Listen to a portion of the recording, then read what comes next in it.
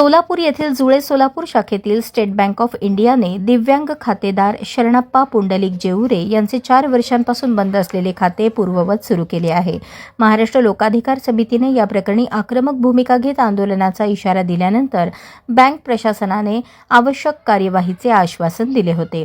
महाराष्ट्र लोकाधिकार समितीच्या महिला जिल्हाध्यक्ष उर्मिला कोठावळे यांनी शाखा व्यवस्थापकांना निवेदन दिले होते, तर कार्याध्यक्ष योगेश वाघमारे यांच्या नेतृत्वाखाली आंदोलनाची तयारीही करण्यात आली होती. जिल्हा उपनिबंधकांच्या निर्देशानंतर संबंधित अधिकाऱ्यांनी खातेदाराला दिलासा देत खाते सुरू करण्याचा मार्ग मोकळा केला. दिव्यांग व्यक्तीला न्याय मिळणे हे आंदोलनाचे मोठे यश असल्याची प्रतिक्रिया योगेश वाघमारे यांनी दिली. अन्यायग्रस्त नागरिकांच्या पाठीशी महाराष्ट्र लोकाधिकार समिती कायम उभी राहील असे त्यांनी सांगितले. यावेळी समितीचे विविध पदाधिकारी व कार्यकर्ते उपस्थित होते. सौ राजश्री शरणप्पा जेऊरे. राजश्री शरणप्पा जेऊरे माझं नाव. स्टेट बँक ऑफ इंडिया जुळे सोलापूर शाखेत माझं मिस्टर पतीचं सॅलरी अकाउंट होतं. गेल्या 4 वर्षापासून हा अकाउंट लॉक आहे. मग आपलं उदरनिर्वाह काही देतच नव्हते. काही पतसंस्थांनी यायचं, त्यांनी परत आपल्या चेकवर सही घ्यायचा, पैसे काढून घ्यायचा, नंतर दुसऱ्या दिवशी लगेच लॉक करून जायचं. मग हे सगळं चाललं होतं 4 वर्षापासून. मग मला महाराष्ट्र लोकाधिकार समितीचं मला माहिती पडलं. मग त्यानुसार त्यांच्याकडे मी माझ्या तक्रार दिल्या आणि ह्यांच्या बँकेत पण तक्रार समितीकडून माझ्याकडून मी दिले. आणि तरी सुद्धा 4 वर्षापासून ह्यांनी पण 9 महिन्यापासून मी इथं पत्र व्यवहार करत होते, तरी पण त्यांचं ते वेटीस धरलेच होते. आमचा अधिकार आहे. मग जेव्हा लोकाधिकारी समितीचं असं झालं की आपण आंदोलनास तुम्हाला पाठिंबा देतो, मग आम्ही आंदोलनास तयार झाल्यावर हे लोकांनी आंदोलन थांबवून मग आपलं सहकार्य केलं. खातं आपलं हे अर्बन बँक आणि सोशल अर्बन बँकेत जामीनदार होतो आणि सांगली अर्बन बँकेचं स्वतःचं कर्ज आहे. मातोश्रीवर स्वतःचं कर्ज असून तिथं आपलं काही शेअर्स पण आहेत. अकाउंट मधनं पैसे पण जाते, कटिंग आहे. तरी पण ते लोक आम्हाला 4 वर्षापासून सध्या 4 वर्षानंतर आता खातं सुरू होणार आहे. तुमची रक्कम तुम्हाला परत मिळणार आहे. हो. काय सांगू इच्छिता? मी खूप महाराष्ट्र लोकाधिकार समितीचं खूप मी आभार मानते. योगेश वाघमारे साहेब, करंदीकर साहेब, लोखंडे साहेब, सुप्रीमा मॅडम आणि आपले दोरके साहेब, फासके साहेब, सगळ्यांनी खूप मला सहकार्य केलं. खातेदार शरणप्पा जेऊरे यांचे सॅलरी अकाउंट आपल्या बँकेमध्ये आहे. स्टेट बँक ऑफ इंडिया जुळे सोलापूर शाखेमध्ये बऱ्याच वर्षापासून ते अकाउंट कार्यरत आहे. पण कार्यरत असताना त्यांनी काही बँकांकडून, कोऑपरेटिव्ह बँकांकडून कर्ज घेतली होती. ती कर्ज थकीत असल्या कारणाने त्या बँकांनी कोऑपरेटिव्ह रूलनुसार त्यांची खाती बंद करण्यासाठी आम्हाला काही पत्र दिली होती. त्यामध्ये सांगली जिल्हा प्राथमिक शिक्षक सहकारी bank, Kavita urban bank, social urban cooperative bank अशा काही बँकांचे होल्ड आम्ही लावलेले होते त्यांच्या आदेशानुसार, त्या बँकांच्या आदेशानुसार. परंतु योगेश वाघमारे साहेब जे महाराष्ट्र लोकाधिकार समितीचे कार्याध्यक्ष आहेत, त्यांच्या म्हणण्यानुसार असं झालं की बाबा आम्ही आंदोलन करू की बाबा जे अकाउंटला तुम्ही होल्ड लावलेले आहेत ते चुकीच्या पद्धतीने लावलेले आहेत. मग आम्ही पण त्याची शहानिशा करण्याचा प्रयत्न केला. आम्ही वरिष्ठांशी संपर्क साधला, तर त्यांच्या पत्रानुसार आम्ही जी केलेली कारवाई होती ती योग्यच होती. पण शेवटी साहेबांनी सांगितल्याप्रमाणे की आम्ही जे जिल्ह्याचे DDR असतात, जिल्हा उपनिबंधक, त्यांना आम्ही जाऊन भेटलो.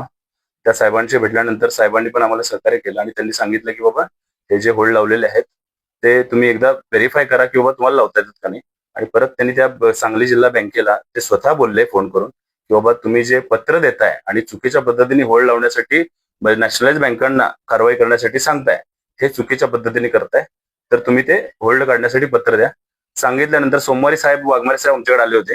मंगळवारी मी DDR साहेबांना भेटलो आणि इमिजिएटली ते फोनवर बोलले आणि बुधवारी म्हणजे कालच्या तारखेत लगेच इमिजिएटली साहेबांकडून, खरं आम्ही 8 दिवसाचा वेळ मागितला होता, पण दुसऱ्याच दिवशी म्हणजे बुधवारी काय झालं की तिकडून सांगली जिल्हा बँकेचे अधिकारी तिकडून आले आणि त्यांनी एक पत्र दिलं आम्हाला की बाबा ते होल्ड काढण्यात यावे म्हणून.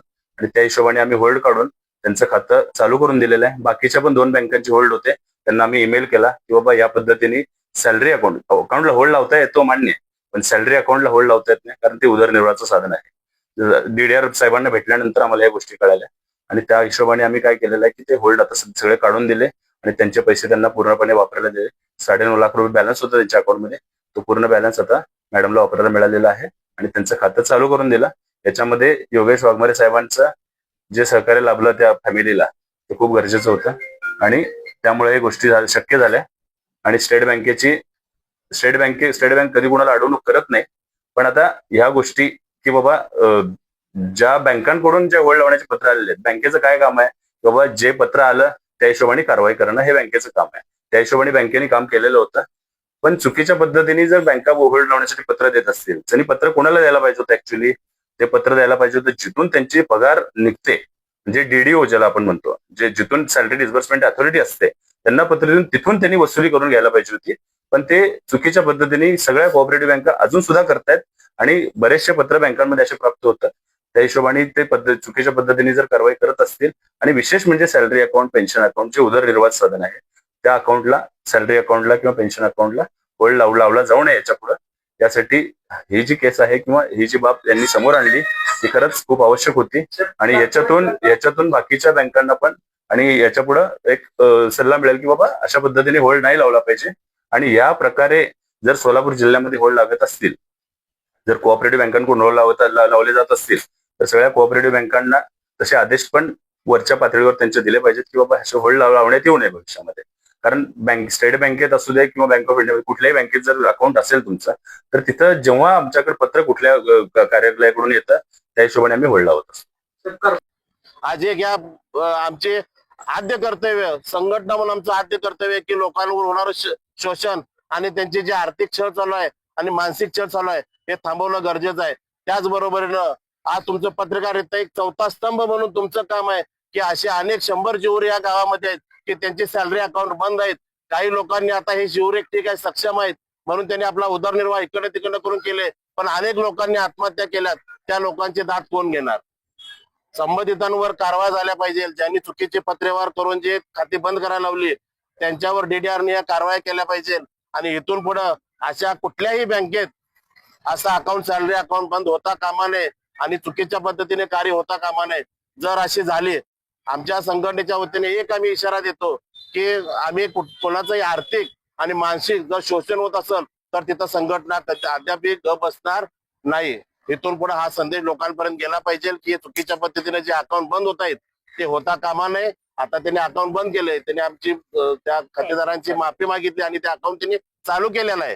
त्यांचं पण आम्ही शतशः आभार मानतो. इथनं पुढं जर आमच्याकडनं अशी चूक होणार नाही अशी त्यांनी ग्वाही दिली तिथं आम्ही त्यांचा निरोप त्या बँकेतून घेतला.